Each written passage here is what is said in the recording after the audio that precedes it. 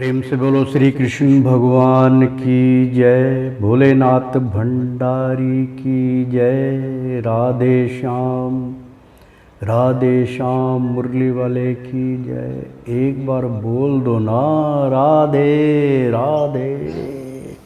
प्रेम से बोलो श्री कृष्ण भगवान की जय। पिछले धारावाहिक में यानी कि 28वें धारावाहिक में हमने आपको यमदूत शंभू के पास आने लगे। गुरुदेव ने कहा वहीं ठहर जाओ, यमराज श्री आप भूल रहे हैं कि इस प्राणी का जाने का समय निकल चुका है। यानी कि गुरु की शरणागत में था वो, और दूत जो है उसको लेने के लिए आए थे कि तुम्हें जो है इस भूलोक में, इस मृत्युलोक में सजा इख्तियार करनी होगी, तुम्हें वहाँ धकेल दिया जाएगा। लेकिन शिष्य था वो, और शंभुनाथ ने उनके चरण पकड़ लिए थे। गुरुजी ने कहा था कि चरण मत छोड़िए, तो समय वो जो उसको मिला था गुरुजी से मिलने का वो समाप्त हो चुका था। अब इसके आगे की जो कथा है यानी कि 29वां धारावाहिक अब आपके सामने अमृतवाणी का प्रयोजन किया गया है, और आप इसका भोग पान कीजिए, ध्यान से सुनिए। कुछ जो अंतिम धारावाहिक होते हैं वो बहुत महत्वपूर्ण होते हैं, और आप इनको बहुत ध्यान से सुनिए, क्योंकि अंतिम में जो धारावाहिक में चलता है, अभी अंत नहीं है, जब भी धारावाहिक चल रहा है तो उसमें बहुत निचोड़ की बातें होती हैं जो आपके काम में आएंगी। तो एक बार प्रेम से बोलो श्री कृष्ण भगवान की जय। एक बार बोल दो ना राधे राधे। आगे की कथा आरंभ होती है। यदि आप इस प्राणी को जबरन ले जाने की चेष्टा करेंगे तो हरि महाराज रुष्ट हो जाएंगे, क्योंकि आप तो यमलोक के दाता हैं। यदि आप ही धर्म के विरुद्ध कार्य करेंगे तो धर्म की हानि होगी। जरा आप इसके पुण्य कार्य भी तो देख लीजिए। यमराज बोले, आप सत्य कह रहे हैं गुरुदेव, आपने बिल्कुल सत्य कहा। आपने उचित समय पर याद दिलाया कि यह प्राणी 2.5 घड़ी का सत्संग व सत्संग करके मृत्युलोक से आया, क्योंकि जो प्राणी अंत समय में अपनी सारी इच्छाओं का दमन कर लेता है और अपने पाप कर्म भूलकर उसका प्रायश्चित करने के लिए अतः समय में 2.5 घड़ी भी प्रभु से जुड़ जाता है, उसे पुण्य प्राप्त होता है। इसलिए गुरुदेव उसका फल तो इसे कुछ घंटों ऐश्वर्य में रखा गया। यहाँ पे ऐश्वर्य की बात हुई है। हम इसके अगले मतलब जब भी उसका समय आएगा तो ऐश्वर्य के बारे में भी आपको बतलाएंगे कि परमात्मा ने किस ऐश्वर्य की बात करी है, ऐश्वर्य क्या होता है, उसकी भी हम व्याख्या करेंगे। तो कुछ घंटों ऐश्वर्य में रखा गया, स्वर्गलोक की यात्रा कराई। तत्पश्चात गुरुजी बोले, यमराज जी आप समय से पहले इस प्राणी को इसके कर्मों के स्वरूप फल देकर प्राणी को मृत्युलोक में धकेल देते तो सही था, परंतु अब तो इनका समय समाप्त हो चुका है। अब यह मानुक गुरु जी की शरणागत में है, और ये जो समय का फेरबदल है ये हर लोक में चलता है, क्योंकि मृत्युलोक में भी अगर समय का एर फेर हो जाए, समय चूक जाए, तो उसकी आयु बढ़ जाती है। अब यह मानुक गुरु जी की शरणागत में है। अब यह प्राणी हमारी इच्छा से किसी और लोक में जाएगा। हाँ यमराज जी, आपका नियम भी ना टूटे और हमारा मान सम्मान भी बरकरार रह जाए, इसलिए हमें कुछ समय दीजिए, हम इस प्राणी को आपके सुपुर्द कर देंगे। यमराज बोले, जैसी आपकी आज्ञा, जैसे गुरुदेव आपकी इच्छा। हमने इस प्राणी को इसलिए छोड़ा है कि इस प्राणी ने अंत समय में 2.5 घड़ी का संग और गुरु लोक में गुरु जी की शरणागत प्राप्त हुई, इसलिए ये मृत लोक से तर चुका है। अब इस प्राणी की इच्छा अनुसार इसका जन्म मृत लोक में ही होगा। कुछ वर्ष बीतने के बाद गुरु जी ने कहा, शंभुनाथ, यहाँ अब तुम्हारा कोई नाम नहीं है। यहाँ सब सूक्ष्म प्राणी ही रहते हैं। अपनी प्रेम भक्ति के अनुकूल ही वह अपना स्थूल देह प्राप्त करके मृत लोकों में भ्रमंड करता रहता है। ये जो समस्त भूगोल है, यानी कि 14 लोक, ये अनगिनत सूर्य, अनगिनत चंद्रमा, पर्वत, पताल इत्यादि, प्रत्येक कण में, चाहे वो प्रेत जूनी का प्राणी हो या फिर देहधारी हो या फिर अनगिनत जीव जंतु क्यों ना हो, सभी की इंद्रियां अच्छा बुरा कर्म करती हैं और अपने अपने कार्य में जुटी रहती हैं। परंतु प्राणी हो या जीव या पक्षी, जानवर, सभी के अंदर शरीर में, यानी कि सभी के शरीर के अंदर ईश्वर का प्रतिबिंब होता है। अतः वह समय के काल चक्र से परे है। केवल आपका स्थूल देह शरीर नाशवान होता है और कमजोर होता है। आदमी कितना अहम अहंकार पहलवानी दिखाता है, लेकिन उस भूल जाता है कि एक दिन मुझे इस शरीर का त्याग करना है। शरीर के ऊपर कभी भी किसी प्राणी को घमंड नहीं करना चाहिए। इसका एक मैं छोटा सा आपको उदाहरण देता हूँ कि परमात्मा का रोल कहाँ है, परमात्मा कैसे शक्ति की उत्पत्ति करता है। आपको पता होगा कि ऑस्ट्रेलिया से एक पक्षी जो है, उसका मेरे ख्याल नाम है जांगिया। वो पक्षी गर्मियों में, यानी कि गर्मियों के अंदर वो हिंदुस्तान में, वहां पर ठंड ज्यादा पड़ती है, बर्फ ज्यादा गिरती है, तो गर्मियों के अंदर वो पक्षी जो है हिंदुस्तान में आता है। आप अंदाजा लगाइए कि वो कितने हजारों किलोमीटर उड़ के आता है और एक बार वो भोजन खाता है। एक बार भोजन खाने के पश्चात कितना भोजन खा लेता है? मेरे ख्याल जितना भोजन हम खाते हैं उनका 1 हफ्ते का भोजन होता है। और वो छोटा सा पेट होता है उनका। वो खाने के पश्चात और जब उसकी एनर्जी उसके अंदर आती है, वो एक बार में हजारों किलोमीटर उड़ान भर लेता है। क्या इंसान भर सकता है? इंसान 3 टाइम खाना खाता है, बीच में भी कुछ ना कुछ खाता रहता है।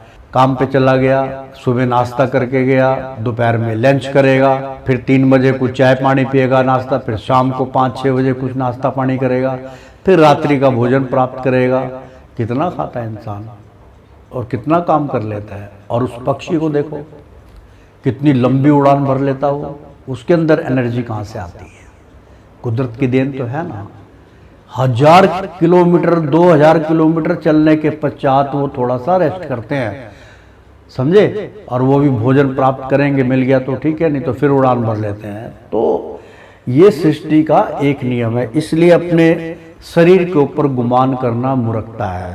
तो ये शरीर नाशवान होता है और जो कर्म इस स्थूल देह कर्म करता है, यानी कि और जो कर्म ये स्थूल देह कर्म करता है वह मिथ्या कर्म ही करता है। जिस शरीर से हम कार्य करते हैं एक दिन वो मिथ्या चला जाता है। जो अंत अतः समाप्त हो जाता है, शेष रह जाती है केवल तृष्णा, और तृष्णा का प्रतिबिंब है आत्मा। और अतः समाप्त हो जाता है, शेष रह जाती है केवल तृष्णा, और तृष्णा का प्रतिबिंब और आत्मा, यानी कि तृष्णा का प्रतिबिंब है आत्मा, जो अजय अमर है, जो नाश्वर नाशवान नहीं है। जैसे परछाई, वायु इत्यादि को जितना मर्जी जैसे भी चाहे कितना बलवान प्राणी क्यों ना हो, इन तत्व को जो नासवर नासवान नहीं है उनको किसी प्रकार का आघात नहीं पहुंचा सकता। कोई हथियार आज तक नहीं बना पुत्र शंभुनाथ, बस केवल एक दूसरे प्राणी का लेन देन। जैसे इस जन्म में तुम मानुष जूनी में थे, अब अविधि समाप्त होने पर आपको मृतलोक में जाना पड़ेगा। तो हो सकता है विधि का विधान आपको स्त्री रूप यानी महिलाएं रूप में जन्म लेना पड़े। ये कुदरत का नियम है कि दोबारा जन्म होता है कि आप हो सकता है स्त्री में आपको स्त्री बना दिया जाए तो लेना पड़ेगा। शंभु की आत्मा बोली, गुरुदेव मैं इस कलयुग में नहीं जाना चाहता, वो भी स्त्री बनकर जो कभी मुक्ति ही नहीं हो पाती है, ना ही वो मुक्त हो सकती है। ऐसा भी कुछ शास्त्र का हिसाब भी है, वो भी स्त्री बनकर जो कभी मुक्त ही नहीं हो सकती, क्योंकि स्त्री की तृष्णा कभी समाप्त नहीं होती। हाँ, पुरुष यदि चाहे तो केवल हरि सुमरण के द्वारा तृष्णा का त्याग कर सकता है, अन्यथा मुक्ति का कोई मार्ग नहीं है। इस संसार में कोई वस्तु ऐसी नहीं जो नाशवान नहीं है, और भूलोक का प्राणी यानी कि इस भूलोक का प्राणी नाशवान वस्तु को उसी से अधिकतम मोह करता है, अन्यथा हरि की माया जाल में फंसकर रह जाता है, त्याग नहीं कर पाता। यदि आप चाहे तो और भी मार्ग मोक्ष के बतलाए गए हैं। शंभु ने कहा, गुरुदेव यदि सूक्ष्म प्राणी इस देवलोक में से जाना ही नहीं चाहता हो तो उसे जबरन ढकेला जाएगा।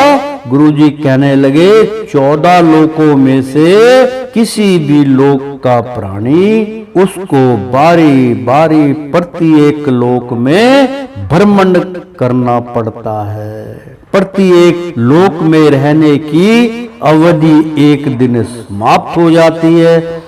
तत्पश्चात जो प्राणी जिस लोक से आया होता है उसे वहां जाना पड़ता है। यह विधि का विधान है। अब मैं भगवान श्री कृष्ण का अनमोल वचन तुम्हें सुनाता हूँ, कृपया तुम ध्यान से सुनना। तत्पश्चात मैं आपको बतलाऊंगा कि आपने क्या करना है, कैसे करना है, कहाँ जाना है।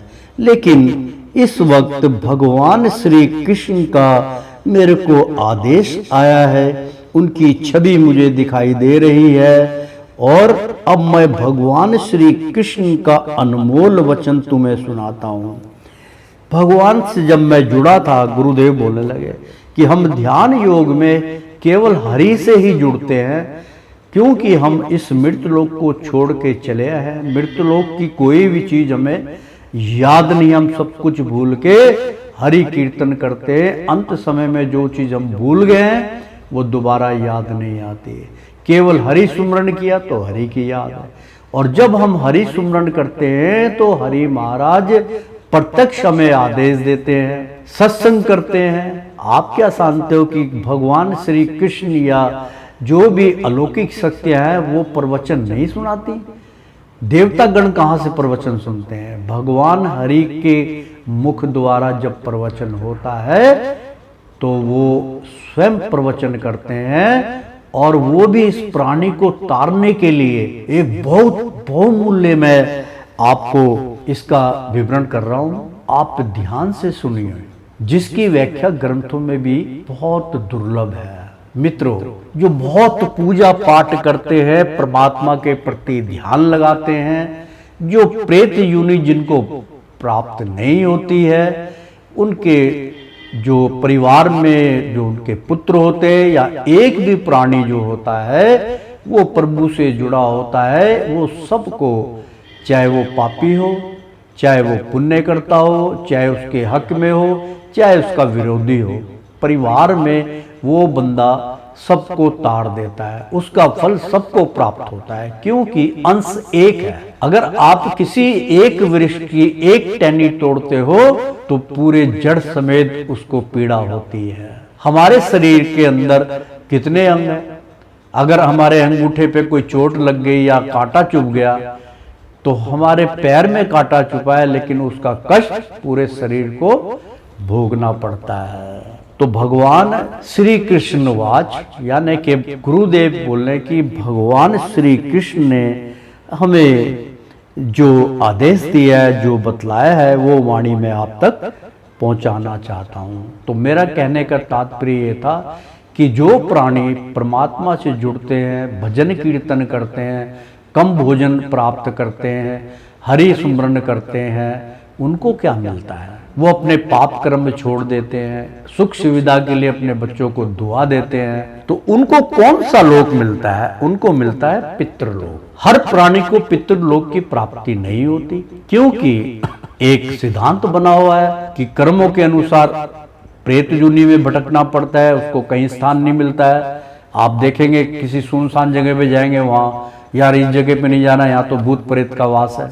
और ये सच्चाई भी है। जो आदमी ये कहता है कि नहीं जी भूत प्रेत होते ही नहीं, हम तो भूत प्रेत को नहीं मानते जी, कौन नहीं मानता? आत्मा जब अजय अमर है, उसके दो रूप होते हैं, या तो वो पांचों तत्वों में विलीन हो जाएगी, या फिर उसका प्रतिबिंब जो है वो समाप्त नहीं होता, हरि की पूरी कृपा होती है, वो सूक्ष्म प्राणी बन जाता है और देवलोक में चला जाता है। अन्यथा प्रतिबिंब हटने के बाद उसकी पावर जो है आत्मा की समाप्त हो जाती है, फिर उसको भूत जूनी के अंदर भटकना पड़ता है।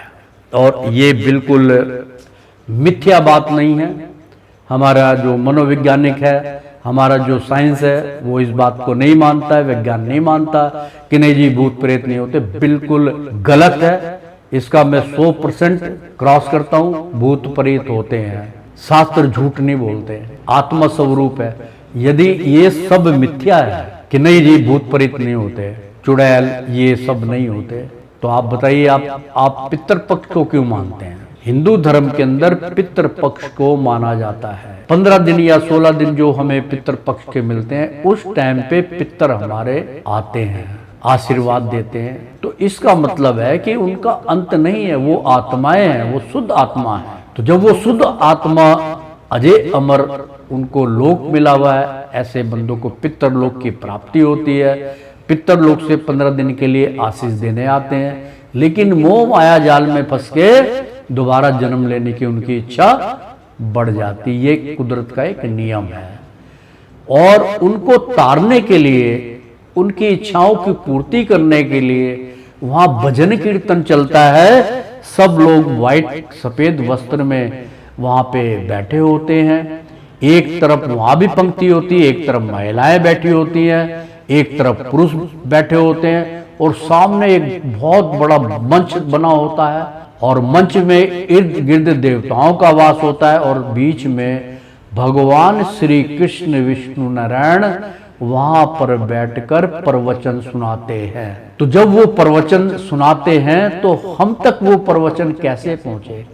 वो जो पितृलोक के प्राणी होते हैं, जिनका हम श्राद्ध करते हैं, वो उसमें विलीन हो जाते हैं, और उनके पिछले जन्म जो है वो कटते जाते हैं, और हरि महाराज की कृपा करके अपनी सृष्टि को चलाने के लिए तत्पश्चात अर्थात वो इस भूलोक में उनकी प्रसन्नता से यहाँ पे जन्म लेने के लिए उनको राजी कर लेते हैं। और उसके बाद फिर कि भाई तुम जो है, तुम्हारा समय बहुत अच्छा हुआ, तुम ज्ञान में निपुण हो गए, तुम्हारे सारे कर्म जो है समाप्त हो गए, अब आपको आपके इस परिवार में भेजा जा रहा है। तो उसका जन्म उसी परिवार में होता है, पीढ़ी दर पीढ़ी वो चली आती है।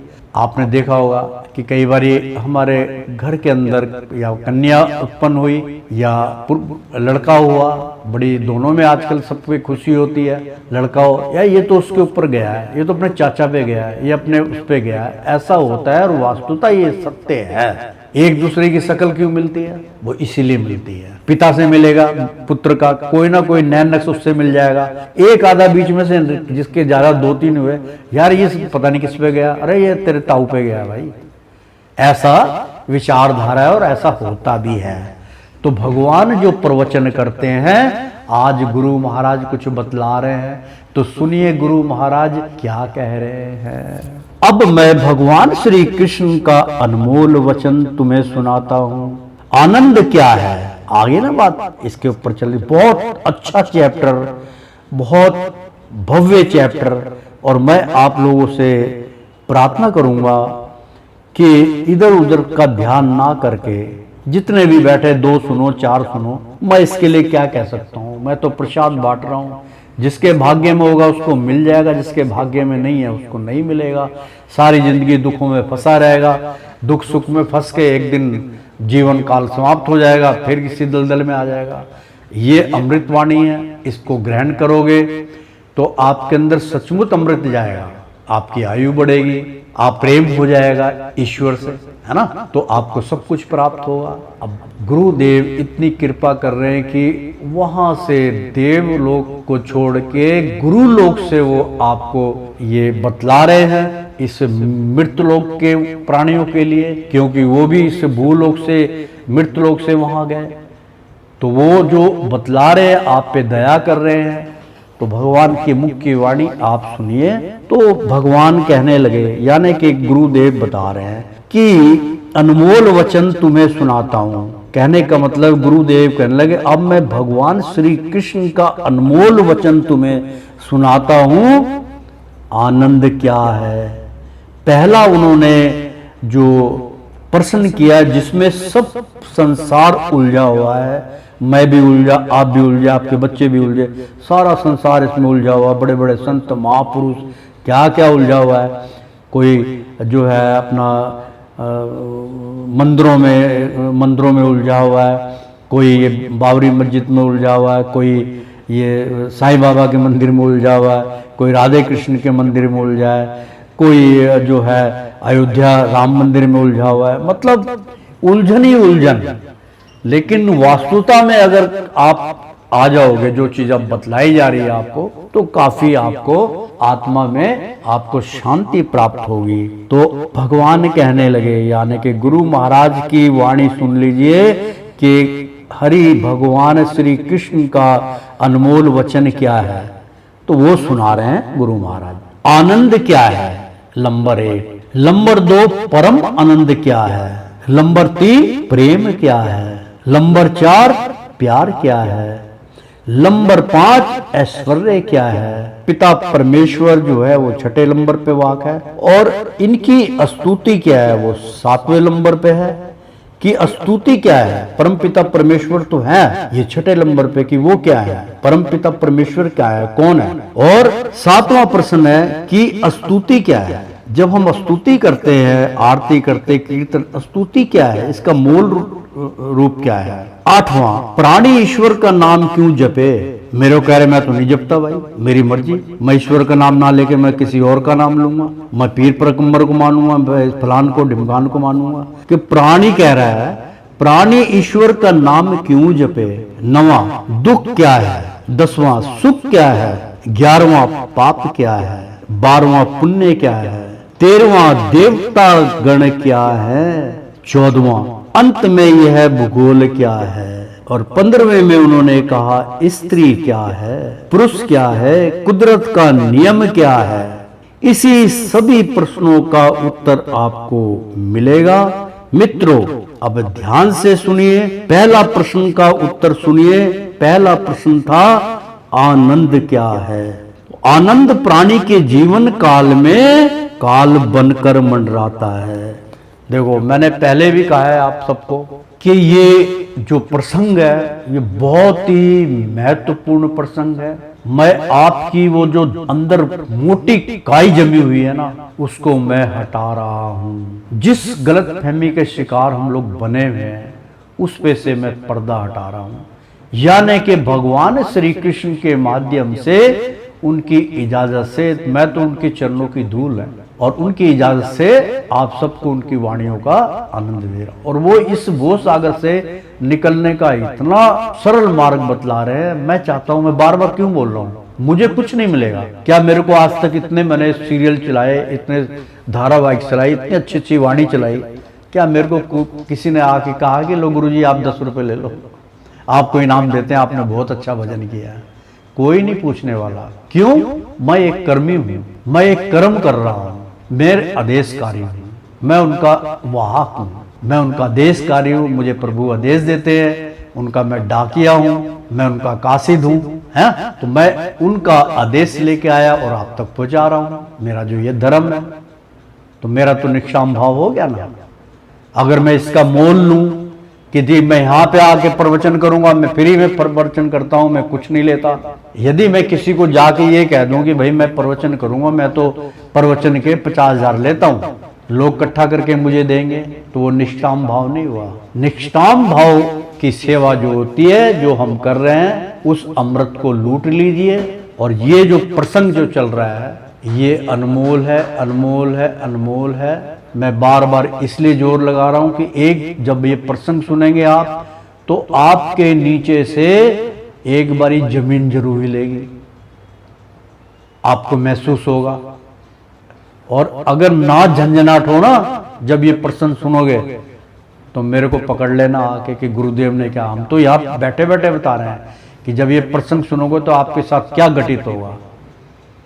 हो सकता भूचाल आ जाए, हो सकता धरती हिल जाए, हो सकता झंझनाट महसूस हो, कुछ भी हो सकता है, अर्थक्वेक हो सकता है। ऐसे वचन जब सुनाए जाते हैं, अनमोल होते हैं। एक मटकी के लिए जो है राक्षसों में और देवताओं में युद्ध हो गया था। तो प्रेम से बोलो श्री कृष्ण भगवान की जय। एक बार बोल दो ना राधे राधे। तो मित्रों, आगे का जो है प्रसंग सुना रहे हैं।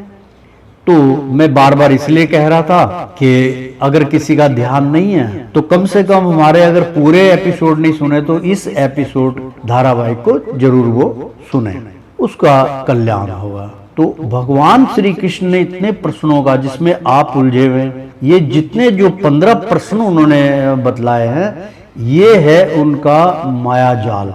और माया जाल के 15 मार्ग बतलाए उन्होंने।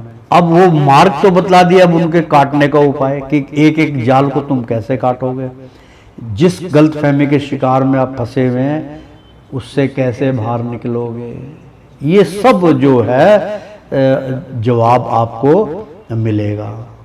तो मैंने आपको इसके बारे में पूरा बतलाया। तो मित्रों, पहला प्रश्न का उत्तर सुनिए। पहला प्रश्न था, आनंद क्या है? आनंद प्राणी के जीवन काल में, ध्यान से सुनिए, पहले प्रश्न का उत्तर सुन लीजिए कि आनंद क्या है।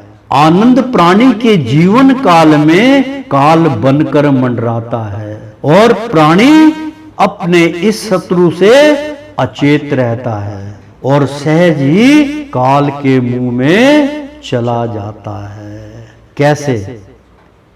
यानी कि मैं दोबारा फिर इस प्रसंग को सुनाऊंगा। ये बहुत महत्वपूर्ण प्रसंग है। हिल जाता है आदमी कि यार ये कौन सी परिभाषा बोल रहे हैं गुरुदेव। तो मित्रों, पहले प्रश्न का उत्तर सुनिए। पहला प्रश्न था, आनंद क्या है? आनंद प्राणी के जीवन काल में काल बनकर मंडराता है, और प्राणी अपने इस शत्रु से अचेत रहता है और सहज ही काल के मुंह में चला जाता है। कैसे? वो ऐसे कि जैसे एक शराबी मदरा पान में इतना विलीन हो जाता है कि वो अपना सारा जीवन ही दांव पर लगा देता है, केवल कुछ घंटों को आनंदी महसूस करने के लिए आदी बन जाता है, और आस्ते आस्ते अपने शरीर का नाश करके नाशवान कर देता है। जो प्राणी केवल भोग विलास में जीवन व्यतीत करता रहता है, क्षणिक भर के आनंद के लिए प्रयास करता रहता है, क्योंकि आनंद भी नाशवान होता है। क्यों? आनंद पानी के बुलबुले के समान होता है, क्षणिक भर के लिए आता है फिर लुप्त हो जाता है। उसी क्षणिक भर आनंद को पकड़ने के लिए समस्त जीवन के अंत तक चला जाता है। क्या कभी किसी प्राणी ने अपने बल से, छल से या किसी भी क्रिया से आनंद को खूंटे से बांध पाया है? नहीं बांध सकता। यदि प्राणी इसी आनंद को प्राणी बंदी बना ले तो यह आनंद प्राणी के जीवन से, चाहे वो स्त्री हो या पुरुष हो, हमेशा के लिए लुप्त हो जाता है। आनंद केवल वो है जैसे रात और दिन अपना अपना कार्य समय समय पर करते रहते हैं। कई प्राणी मांस का सेवन बड़े चाव से करते हैं। किस लिए?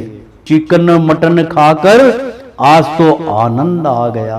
किसी पार्टी में चले गए, वहां पे ऐसे शाकाहारी छोड़ के मांसाहारी भोजन पे लोग टूट के पड़ते हैं और अपनी शकल को नहीं पहचानते, नोच नोच के ऐसे पसीने पसीने रहते जैसे कि ऐसा भोजन कभी उनको प्राप्त नहीं होगा। वो क्या होता है? आहा, आनंद आता है उसमें। कई प्राणी मांस का सेवन बड़े चाव से करते हैं। किस लिए भाई? वहां चिकन मटन खाकर आज तो आनंद आ गया।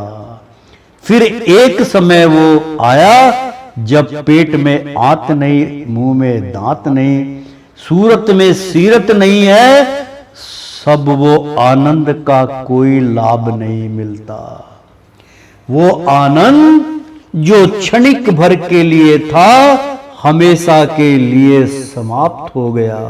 वो शरीर जिसको देख देख कर इतराता था, उसी आनंद में अहम अहंकार का प्रतिलोभन शरीर नाश्वर नाशवान होने लगता है। फिर समय करवट बदलता है तो दर्पण तो झूठ नहीं बोलता। स्वयं से आनंद की जगह नफरत में बदल जाती है। तो आनंद तो ये है मित्रों। तो श्रीमन नारायण नारायण हरि हरि, तेरी लीला सबसे न्यारी न्यारी, बोलो हरि हरि। ओ श्रीमन नारायण नारायण हरि हरि, हरे कृष्णा हरे कृष्णा हरे कृष्णा कृष्णा कृष्णा।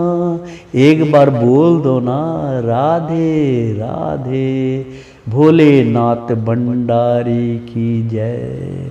प्रेम से बोलो श्री कृष्ण भगवान की जय। श्रीमन नारायण नारायण हरि हरि, ओ तेरी लीला सबसे न्यारी न्यारी, बोलो हरि हरि।